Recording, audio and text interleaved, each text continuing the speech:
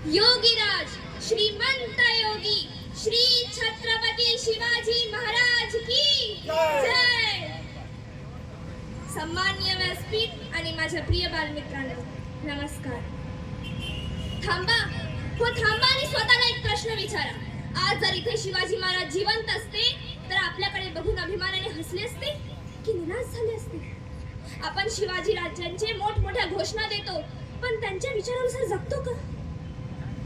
आपण शिवाजी राजांचे नाव किती मोठे वाजवतो पण एक प्रश्न असा उठतो की आपल्यात स्वाभिमान आहे का?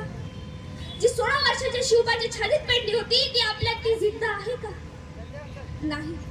आज आपण म्हणतो नको रे नको, आज माझ्याकडून नाही होणार। आणि म्हणूनच आज इतिहास सांगायचा नाहीये, आज प्रत्येक माणसाच्या मनातला शिवबा जागा करायचा आहे। शिवाजी राजांच्या राज्यात स्त्री म्हणजे ही आई होती, साक्षात देवी होती, जननी होती। आणि आज त्याच आईवर त्याच जननीवर अत्याचार होतो।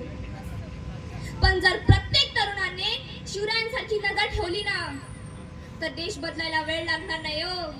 कारण म्हणतात ना, जिथे स्त्रीचा सन्मान आहे तिथेच राष्ट्र महान आहे। देश बदलायचा असेल तर सरकार बदलून नव्हे, विचार बदलून बदलतो। कारण शिवाजी राजा जिवंत नाही पण त्यांचे विचार अजूनही जिवंत आहेत। आज जर का शिवाजी राजे इथे उभे राहिले आणि तर आपण त्यांना अभिमानाने म्हणू शकतो का की राजे आम्ही तुमचा वारसा जपतो आहोत, की आपण आपली मान खाली ठेवली? आजच्या या भारताला पुन्हा एका शिवबाची गरज आहे आणि तो शिवबा म्हणजे आपण। आजचा अफजल खान म्हणजे ड्रग्स, सोशल मीडियाचे व्यसन, महिलांवर अत्याचार, भ्रष्टाचार, चुकीचा आदर्श। पण जो तरुण या सगळ्या गोष्टी विरुद्ध उभा राहील ना तोच तरुण आजचा शिवबा ठरेल। आणि म्हणूनच आजच्या मुलांना मोबाईल नव्हे पुस्तके द्या, स्क्रीन नाही संस्कार द्या, तेव्हाच घडेल आजचा शिवबा।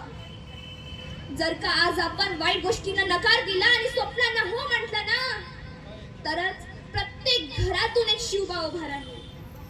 पण लक्षात ठेवा मित्रांनो, शत्रू जर का बाहेरचा असेल तर लढाई करायला सोपी पडते, पण शत्रू जर आपल्या मनात असेल ना तर त्याच्याशी लढायला शिवबांचा धैर्य लागते हो, शिवबांचा धैर्य।